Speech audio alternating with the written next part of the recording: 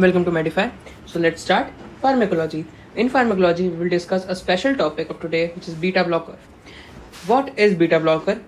Beta blocker is simply that thing or that drugs which can block beta receptors, Okay. So beta blockers are of mainly different categories. We have divided beta blockers in different categories. In which category? First generation, second generation, and third generation. In third generation, we have we will discuss later. First generation, the drugs are mainly non-selective. Let's write this with black. The drugs are non-selective. Non-selective मतलब non-selective means beta 1 को भी block करेगा, beta 2 and obviously also beta 3. Beta 1, beta 2, beta 3 तीनों को block करेगा और क्या cause करेगा? वेजो कंस्ट्रिक्शन कॉज करेगा. ठीक है, ये हो गया कि फर्स्ट जनरेशन की ड्रग करती क्या है. सेकंड जनरेशन की बात करें, सेकंड जनरेशन की ड्रग होती है स्पेसिफिक बीटा 1 के लिए मैक्सिमम इफेक्ट देती है, लेकिन बीटा 2 और बीटा 3 पे इफेक्ट देती है, लेकिन नॉट देन मोर, ज़्यादा इफेक्ट नहीं देती, वो कम इफेक्ट देती है इन दोनों पे. ठीक है, तो ये कम वेजो कंस्ट्रिक्शन करता है, लेस वेजो कंस्ट्रिक्शन देन दिस. और थर्ड जनरेशन जो होती है वो वेजो कंस्ट्रिक्शन ही नहीं करता, वो वेजो डायलेटर करता है. वो वेजो डायलेटर होते हैं, क्या होते हैं ये? वेजो डायलेटर्स होते हैं. क्या होते हैं? वेजो डायलेटर होते हैं. Okay, so the examples of first generation drugs are, let's discuss. The first generation drugs are first propranolol, famous या propranolol. ठीक है, याद रखना जो बीटा ब्लॉकर्स होंगे, बीटा ब्लॉकर में एक इंपॉर्टेंट बात यह है कि जितने भी बीटा ब्लॉकर है लास्ट में एक चीज कॉमन है सब में, LOL. Lots of laugh. Yes, LOL सब में सेम है, ये मत भूलना. जहाँ लोल लिख जाए आग बंद करके बोलना कि ये बीटा ब्लॉकर होगा.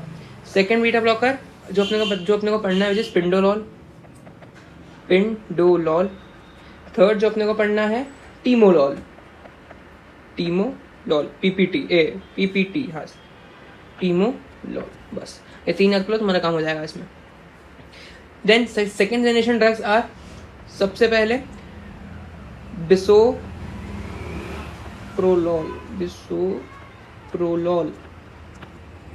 ठीक है, then second acebutolol. And third is, which is most important, metoprolol. ये इंपॉर्टेंट क्यों है? क्योंकि हमारी यूनिवर्सिटी में क्वेश्चन आया था, इसलिए हम बता रहे हैं इंपॉर्टेंट है. क्वेश्चन क्या आया था? देखो क्वेश्चन बताओ, तुमको समझ में अभी आएगा नहीं, लेकिन फिर भी सुन लो कि हाइपरटेंशन में, अब तक आ जाना चाहिए, लेकिन हाँ, हाइपरटेंशन में प्रोपेनोलॉल ना देकर अपन मेट्रोप्रोलॉल क्यों प्रेफर करते हैं? Why we prefer metoprolol over propranolol in hypertension patient. मतलब ऐसा नहीं कि पेशेंट हमारे पास कंडीशन लेके आया हाइपरटेंशन की कि भैया मेरे को हाइपरटेंशन हो रहा है, या मेरा कुछ चक्कर आ रहे हैं, या बहुत गर्मी महसूस हो रही है तो हाइपरटेंशन. ऐसा नहीं बोल रहा है पेशेंट आके. पेशेंट का मेन जो उसका वो है, क्या बोलते हैं उसको, पोस्टिंग में जाते हो तो चीफ कंप्लेन जो होता है ना, चीफ कंप्लेन उसकी हाइपरटेंशन नहीं होगी तुम्हारी, उसकी चीफ कंप्लेन कुछ और होगी. अगर वो चीफ कंप्लेन के साथ में तुम उससे पूछोगे हिस्ट्री में कि भैया तुम बीपी की दवाइयाँ लेते हो, अगर बोला हाँ बीपी की दवाई लेता हूँ, तो वो एक हाइपरटेंसिव पेशेंट है. और अगर एक हाइपरटेंसिव पेशेंट है तो तुम उसको ये मेट्रोप्रोलॉल दोगे एस ओवर प्रोपेनोलॉल. ठीक है, क्योंकि वो पहले हाइपरटेंशन है. Then next we discuss about second generation. अब थर्ड जनरेशन में इंपॉर्टेंट क्या है? देखो, थर्ड जनरेशन में इंपॉर्टेंट ये है कि ये होते हैं 2 तरह के, नॉन सेलेक्टिव और दूसरे टाइप के होते हैं कार्डियो सेलेक्टिव, मतलब प्रॉपर हार्ट के लिए कार्डियो सेलेक्टिव. ये क्या है याद रखना. थर्ड जनरेशन इंपॉर्टेंट क्योंकि वो वेजो डायलेटर है. बाकी ये जो अपना सेकंड जनरेशन है वो क्या है, वो कम वेजो कंस्ट्रिक्शन करा है, लेकिन करा रहे हैं वेजो कंस्ट्रिक्शन ही. और जो तुम्हारी नॉन सेलेक्टिव है वो तो मैक्सिमम वेजो कंस्ट्रिक्शन कराती है. मतलब प्रोपेनॉल क्या कराएगी? हाइपरटेंशन को बूस्ट कर देगी, इसलिए नहीं देते हैं. देखना एग्जाम में लिख के आया हूँ मैं. चलो, सबसे पहले ड्रग कौन सी? सबसे पहले ड्रग अपन लिखेंगे इसमें कार्टिलॉल. ठीक है, ये होगी कार्टिलॉल। क्रेविडिलॉल, क्रेविडिलॉल, ठीक है। और जो तुम्हारी कार्डियो सिलेक्टिव है, कार्डियो सिलेक्टिव में दो ड्रग याद करना, सी और एन, सी और एन में कौन सी? एक है तुम्हारी सी से सेलिप्रोलॉल, और एन से कौन सी है? नेबिलॉल, ये वो नहीं है।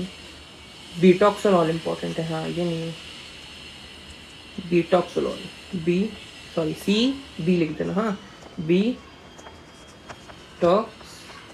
बीटॉक्स ओ लॉल। चलो ये हो गया। क्या क्या याद है, क्या समझ में आया अब तक? Beta 1, beta 2 first generation, second generation और थर्ड जनरेशन, ठीक है। जो फर्स्ट जनरेशन वो नॉन सिलेक्टिव है, एग्जांपल में प्रोपेनोलॉल, पिंडोलॉल और टीमोलॉल, ठीक है। उसका मतलब तुम्हारा सेकंड जनरेशन में क्या है? सेकंड जनरेशन जो है वो बीटा 1 पे ज़्यादा एक्ट करती है एज कम्पेयर टू बीटा 2 और बीटा 3। तो उसके एग्जांपल क्या है?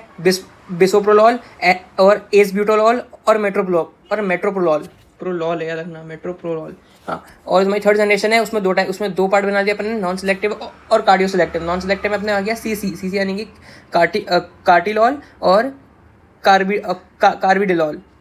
जो तुम्हारी कार्डियो सिलेक्टिव है, कार्डियो सिलेक्टिव में कौन सी आ गई? सेलिप्रोलॉल और बिटॉक्सोलॉल। चलो भैया ये सारी बातें हो गई डन। अब next we discuss about little bit more about third generation. चलो थर्ड जनरेशन में क्या है तो याद रखना, क्योंकि वो वेजोडाइलेटरी एक्शन देते हैं। वो क्या देते हैं? वेजोडाइलेटरी एक्शन देते हैं, इसलिए वो थोड़े अलग है, सिंपल थोड़े अलग है, बात करनी पड़ेगी। वेजोडाइलेटरी एक्शन देते हैं कौन? अपने थर्ड जनरेशन वाले, ठीक है, थर्ड जनरेशन वाले देते हैं। तो अपन पढ़ते हैं कि विजुअलाइजेशन वो किस किस बेसिस पे देते हैं, ये अपन पढ़ेंगे। क्या पढ़ेंगे? कि जो विजुअलाइजेशन वो कॉज कर रहे हैं वो किस किस बेसिस पे कॉज कर रहे हैं। तो सबसे पहला पॉइंट अपना आ जाएगा कि NO का बढ़ना, मतलब नाइट्रोजन ऑक्साइड का बढ़ना, या तो इस पे काम कर रहे हैं। सेकंड कि वो कैसे विजुअलाइज कर सकता है, तो याद रखना या तो वो बीटा 2 एगोनिस्ट है। कैसा है? बीटा 2 एगोनिस्ट है, तो वो तुम्हारा करेगा विजुअलाइजेशन, बीटा 2 एगोनिस्ट है। तीसरा पॉइंट अपने पास है कि या तो वो तुम्हारे कैल्शियम चैनल को ब्लॉक कर रहे हैं। क्या कर रहे हैं? ब्लॉक कर रहे हैं तुम्हारे कैल्शियम चैनल्स को, तो वो तुम्हारा क्या कॉज करेगा? विजुअलाइजेशन कॉज करेगा। थर्ड अपने पास है कि या तो वो क्या कर सकता है, मतलब ऐसे कौन सी ड्रग है जो तुम्हारी विजुअलाइजेशन कॉज कर रही है, काय से? अल्फा रिसेप्टर्स को ब्लॉक करके। इसको ब्लॉक करके? अल्फा रिसेप्टर्स को ब्लॉक करके। मतलब बीटा को तो कर ही रहा है, साथ साथ अल्फा को भी कर रहा है, ये इंपॉर्टेंट है, याद रखना, ठीक है। अल्फा बीटा दोनों को ब्लॉक कर रहा है। और तीसरा है अपने लास्ट वाला है अपना ओपन कैल्शियम चैनल। अगर कैल्शियम चैनल ओपन कर देगा तो क्या होगा? ये सोचना, कैल्शियम अंदर आ रहा है, हार्ट मसल्स के अंदर कैल्शियम आ रहा है, बाहर जा रहा है हार्ट सेल्स के, तो क्या होगा? इनिबिशन होगा सेल्स का, तो क्या होगा? तुम्हारा हार्ट रेट कम हो जाएगा, मतलब विजुअलाइजेशन हो जाएगा, ठीक है। अब बताता हूँ तुमको इसका बेस क्या, जो मैं तुमको पढ़ा रहा हूँ उसका मतलब क्या, समझ में नहीं आएगा, नहीं तो मैं कथा खाने लगेगी। सुनो, अपने पास बीटा ब्लॉकर है, ठीक है, अपने पास बीटा ब्लॉकर है, वो आके बीटा को ब्लॉक कर देंगे। वो तो इनकी ड्यूटी है, वो तो ये करेंगी। लेकिन अभी अपन पढ़ रहे हैं कि अपन ने जब इसको थर्ड जनरेशन बीटा ब्लॉकर दिया था तो उसने विजुअलाइजेशन कॉज किया था, करेक्ट। तो विजुअलाइजेशन कॉज करने का इसका वो क्या था? बेसिस, कि किस बेस अपने विजुअलाइजेशन कॉज कर रहा है। तो ये अलग अलग बेसिस है अपने पास 5, जिन बेसिस से विजुअलाइजेशन हो सकता है। अब अपने जो बीटा ब्लॉकर्स हैं उनमें से कौन कौन सी ड्रग कौन कौन सी बेसिस पे जा रही है, ये अपने को देखना है, ठीक है। जैसे कि अपना NO ब्लॉकर, तो NO ब्लॉकर अपने पढ़ा था नेबिवोलॉल, तो वो विजुअलाइजेशन कर रही है, लेकिन कैसे कर रही है? NO को बढ़ा के कर रही है, हार्ट मसल में NO की कंसंट्रेशन बढ़ा रही है, तो वो तुम्हारी विजुअलाइजेशन कॉज करा रही है। सेकंड आ गई अपने पास निप्राडाइलॉल, ठीक है, बीटा 2 एगोनिस्ट। याद रखना, जो बीटा 2 एगोनिस्ट होगी वो सिर्फ बीटा 2 एगोनिस्ट ना होकर NO को ही बढ़ाएगी। तो वो ड्रग कौन सी है? सेलिप्रोलॉल सबसे पहले अपने पढ़ी थी बीटा ब्लॉकर कार्डियो सिलेक्टिव में,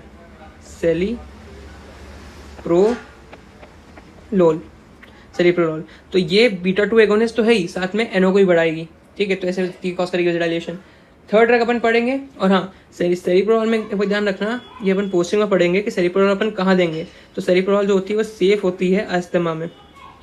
फॉर जस्ट सपोज कि तुम्हारी कुछ नॉर्मल कंडीशन में एक पेशेंट आता है, बोलेगा सर मेरे को हाइपरटेंशन की दिक्कत भी है, लेकिन अब अस्थमा भी हो गया उसको, तो तुम उसके हाइपरटेंशन जो ड्रग है उसको बंद करके तुम दोगे सेलिप्रोलॉल, ठीक है। क्या दोगे? सेलिप्रोलॉल दोगे। हाइपरटेंशन हो या विजुअलाइजेशन, हाइपोटेंशन हो, कुछ भी हो, तुम सेलिप्रोलॉल दोगे। हाइपरटेंशन भी देंगे सेलिप्रोलॉल तो यार, हाइपरटेंशन भी दोगे, ठीक है। देन आता है ब्लॉक कैल्शियम चैनल्स। तो ब्लॉक कैल्शियम चैनल ये होती है बिटॉक्सोलॉल, बीटा कोलोल, बीटा कोलोल। देन एक ड्रग आएगी जो तुम्हारी ब्लॉक कर देगी अल्फा रिसेप्टर्स को, तो वो ड्रग तुम कौन सी होगी तुम्हारी? बेसिनोलोल, बेसिनोलोल, सब लॉल ही है इसमें। उसके बाद एक ड्रग होती है जो कि कैल्शियम चैनल भी ब्लॉक करेगी प्लस तुम्हारी अल्फा रिसेप्टर्स को भी ब्लॉक कर रही है, वो है तुम्हारा कार्बिडोलॉल। वो ये है तुम्हारी सेलिप्रोलॉल, वो है कार्बिडोलॉल।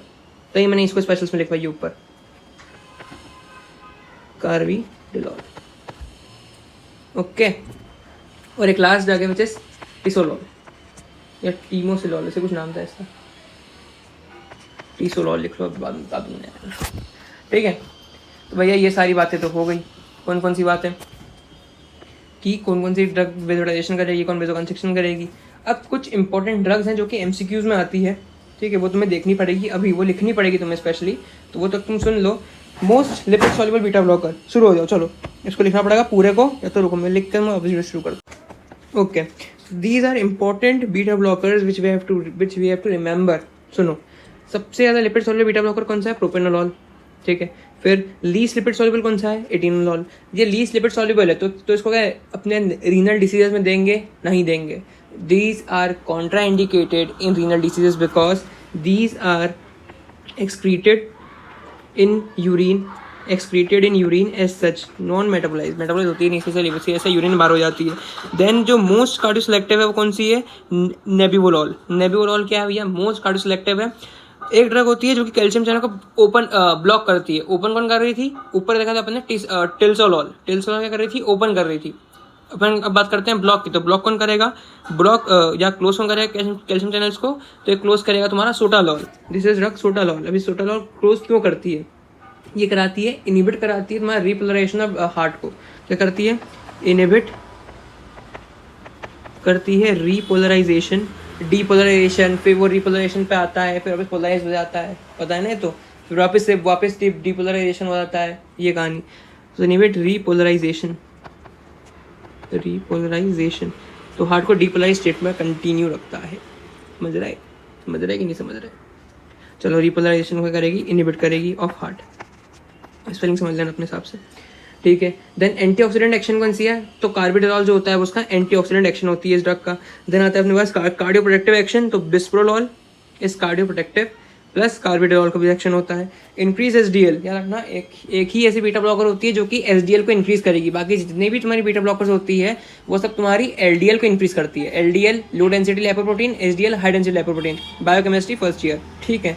अगर एसडीएल बढ़ेगा तो क्या होगा? बॉडी में कोलेस्ट्रॉल, गुड कोलेस्ट्रॉल बढ़ रहा है, और एलडीएल बढ़ेगा तो क्या होगा? बॉडी में बैड कोलेस्ट्रॉल बढ़ रहा है, ठीक है। So let's next we discuss about uses. Beta blocker block करेगा किसको? बीटा रिसेप्टर को, ठीक है, मान लिया। लेकिन दो बीटा रिसेप्टर जो कि इंपॉर्टेंट है, B1 और बीटा 1 और बीटा 2। बीटा 3 इतना इंपॉर्टेंट क्यों नहीं? क्योंकि वो होता है एडिपोज टिश्यू में, ठीक है। एडिपोज टिश्यू बॉडी का बढ़े ना बढ़े वो एक फिजिकल मैटर है, तो अपन उस पर जाते नहीं है। इंपॉर्टेंट बीटा 1 और बीटा 2 वो वाइटल जगह पे होते हैं, वाइटल ऑर्गन्स में होते हैं, ठीक है। जैसे कि बात करते हैं बीटा 1 की, तो अगर बीटा 1 तुम्हारा ब्लॉक है, ब्लॉक तो बीटा 1, तो क्या होगा? सबसे इंपॉर्टेंट चीज़ है कि ये कार्डियो सेलेक्टिव होता है, ठीक है। जो बीटा 1 को ब्लॉक करेगा वो कैसा होता है? कार्डियो सेलेक्टिव होता है, पहली बात। क्योंकि भैया बीटा 1 है कहाँ? बीटा 1 हार्ट में, तो कार्डियो सेलेक्टिव बीटा ब्लॉकर हो गया, ठीक है, पहली चीज़। सेकेंडरी कौन कौन से होते हैं ये भी देख लो। मेटाप्रोलॉल,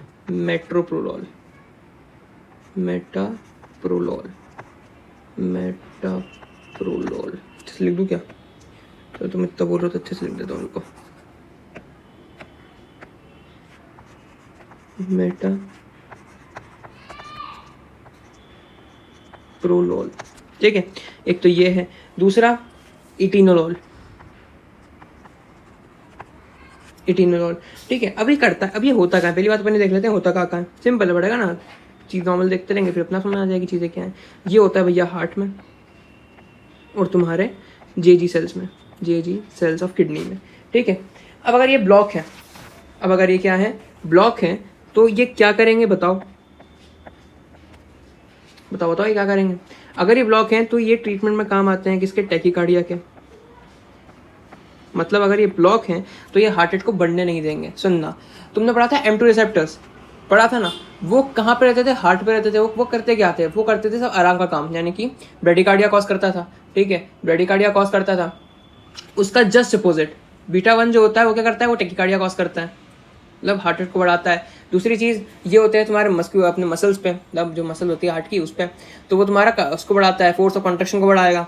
तीसरी चीज़ ये होता है तुम्हारे एसए नोड और एवी नोड के अंदर, वो तुम्हारे कंडक्शन को बढ़ाएंगे, ठीक है ना। सबको ना हार्ट को ना तेज एक्टिविटी कराता है हार्ट की। बीटा एगोनिस्ट, बीटा 1 एगोनिस्ट, लेकिन ये तो बीटा ब्लॉकर है। तो ये क्या कराएगा, जस्ट अपोजिट, जो कि तुम्हारा M2 रिसेप्टर करा रहा था, ब्रेडिकार्डिया कराएगा, कंडक्शन को कम कराएगा, फोर्स ऑफ कंडक्शन को कम कराएगा, ठीक है। तो चलो टेकिकार्डिया के ट्रीटमेंट अपन दे सकते हैं इसको, करेक्ट, क्योंकि अपने को ब्रेडिकार्डिया कराना है इससे, तो ट्रीटमेंट ऑफ टेकिकार्डिया में काम आ जाएगा। सेकेंड थिंग, जब तुम्हारा मायोकार्डियल इन्फेक्शन हो, ठीक है, तब दे सकते हैं। जब स्टेबल तुम्हारा एंजाइना हो तब दे सकते हैं, मतलब तुम्हारे हार्ट में, हार्ट की वजह से ही तुम्हें दिक्कत आ रही है एंजाइना की, कोई अदर कॉज नहीं, तो उसको बोलते हैं स्टेबल एंजाइना। अगर कोई डिफरेंट कॉज से या हार्ट की आउटर बाउंड्री में दिक्कत होने से उनका एंजाइना कॉज हो रहा है, तो उसको अपन स्टेबल एंजाइना नहीं बोलेंगे, ये ध्यान रखना। ये तुम पढ़ोगे बहुत आगे जाके, ठीक है। ये जब मैं पोस्टिंग गया तब मेरे को बताया था एक बहुत बड़े डॉक्टर ने, ठीक है, कि स्टेबल एंजाइना क्या होता है और अनस्टेबल क्या होता है। उसके बाद एओर्टिक डायसेक्शन में इसका इस्तेमाल कर लेंगे अपन, जब भी सर्जरी होगी एओर्टिक डायसेक्शन की, तो अपन इसका इस्तेमाल करेंगे। हार्ट धीरे धीरे बीट करेगा, तो तुम्हारा कंडक्शन स्लो हो जाएगा, उससे तुम्हारा जो पल्स रेट है वो भी नॉर्मल हो जाएगा। तुम्हारी एओर्टा की जो वो होगी बीटिंग, जो पल्स आएगी एओर्टा में, वो फीबल हो जाएगी, ठीक है। तुम्हारा अच्छा रहेगा एओर्टा में डायसेक्ट करने के लिए, ओके देन, ठीक है। और तुम्हारा जीजी सेल से क्या फर्क पड़ेगा, जीजी सेल्स, रेनिन, फिर वेजो कंस्ट्रिक्टर, है ना। तो भैया ये तुम्हारा वेजो कंस्ट्रिक्शन कम कराएगा, क्योंकि रेनिन कम होगा, क्योंकि क्या होगा, रेनिन डिक्रीज होगा, उसके डिक्रीज होने से वेजो कंस्ट्रिक्शन कम होगा, उसके डिक्रीज होने से वेजो डायलेशन हो जाएगा, यानी कि तुम्हारा बीपी कम हो जाएगा, डिक्रीज बीपी। तो किस में यूज आएगा, use in hypertension, very good, use in hypertension, very good. तो ये बीटा 1 की बात होगी, बात कर ले बीटा 2 की। आओ बीटा 2 की बात कर लेते हैं। बीटा 2 ब्लॉकर जो होते हैं, बीटा 2 ब्लॉकर्स जो होते हैं, ब्लॉकर्स पहली बात कैसे होते हैं, नॉन सिलेक्टिव होते हैं। कैसे होते हैं, नॉन सिलेक्टिव नहीं, सिलेक्टिव होते थे। ओह, स्पेसिफिक बीटा 2, हाँ ठीक है।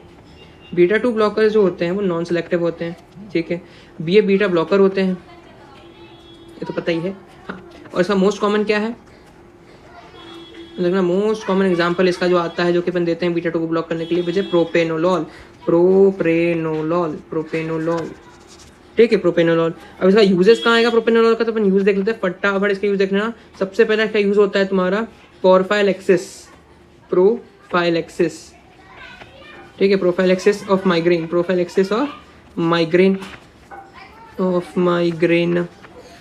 ठीक है।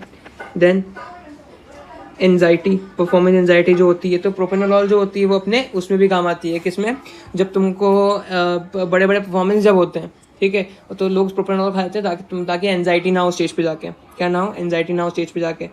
तो परफॉर्मेंस एंजाइटी के कारण अपन देते हैं। पोर्टल हाइपरटेंशन, ठीक है, प्रोपेनोलॉल एक ड्रग होती है जो कि इस्तेमाल करी जाती है पोर्टल हाइपरटेंशन में। किस में इस्तेमाल करते हैं इसका, पोर्टल हाइपरटेंशन में इस्तेमाल करते हैं।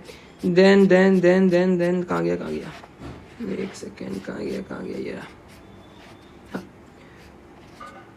तो ये हो गया, तुम पीछे जाकर स्क्रीनशॉट ले लेना। आगे बताता हूँ, पोर्टल हाइपरटेंशन हो गया, portal hypertension.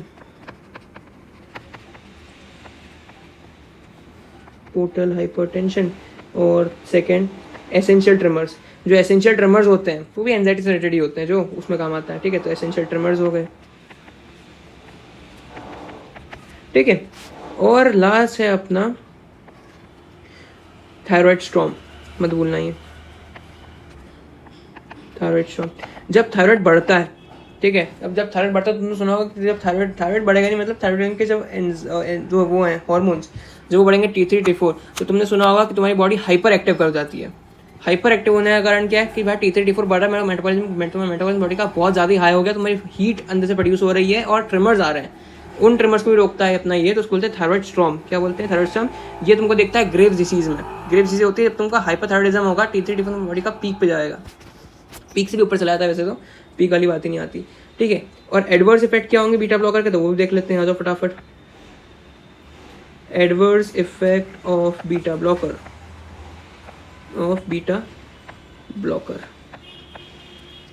Adverse effect of beta blocker जो होंगे, देखो बीटा 1 से क्या होगा, बीटा 1 किसमें दे रहे थे, टेकीकार्डिया, तो इसका पहला इफेक्ट हो जाएगा ब्रेडिकार्डिया, एडवर्स इफेक्ट, ठीक है, ब्रेडिकार्डिया हो गया इसका एडवर्स इफेक्ट पहला। दूसरा इसका एडवर्स इफेक्ट क्या होगा कि भैया यहाँ पे एवी नोट तुम्हारा ब्लॉक हो जाएगा, क्योंकि एवी नोट पे बीटा रिसेप्टर होते हैं और उनमें ब्लॉक कर दिया। अगर गलती से परमानेंट ब्लॉक हो गया तुम्हारा, मान लो तुम्हारा एवी नोट पहले ही वीक था, मतलब इम्यूनिटी तुम्हारी एवी ब्लॉक के सेल की थी और पहले ही बहुत वीक थी, तुम्हें बीटा ब्लॉकर देके पूरे ब्लॉक कर दिया।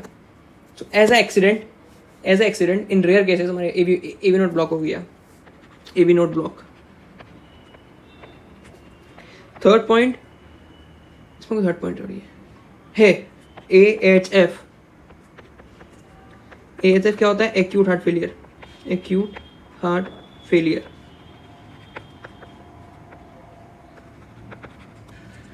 अब भैया बीटा 2 क्या करेगा, तो बीटा 2 क्या कर रहा है, देखो यहाँ पे पोर्टल हाइपरटेंशन कर रहा है, फलाना कर रहा है, तो क्या करेगा बताओ, ब्रोंकोडाइलेशन कॉज कर रहा है, ब्रोंकोस्पाज्म कॉज कर रहा है ज़्यादा ये, तो अस्थमा कॉज हो जाएगा, तो इससे क्या हो जाएगा, एस्थमा हो सकता है बीटा 2 ब्लॉकर से एडवर्स इफेक्ट में, ठीक है। वेजो कंस्ट्रिक्शन करा रहा है, तो तुम्हारा जो क्या बोलते हैं उसको, एक रेज नॉड होता है, क्या होता है, रेज नोड एंड नोड्स, ये होता है वेजो स्पास्टिक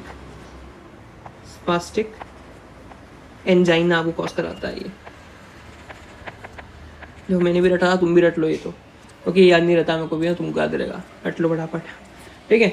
ये दो एडवर्स इफेक्ट इसके हैं, अस्थमा और रेनॉड, ये 3 इफेक्ट इसके आ जाएंगे तुम्हारे, और बस यही है।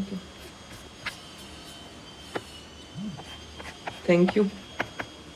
अपने लगभग पूरा ANS खत्म कर दिया है, लगभग पूरा ANS खत्म हो गया, छोटे टॉपिक बचे हैं, कौन सा टॉपिक बचे हैं लिख देता हूँ।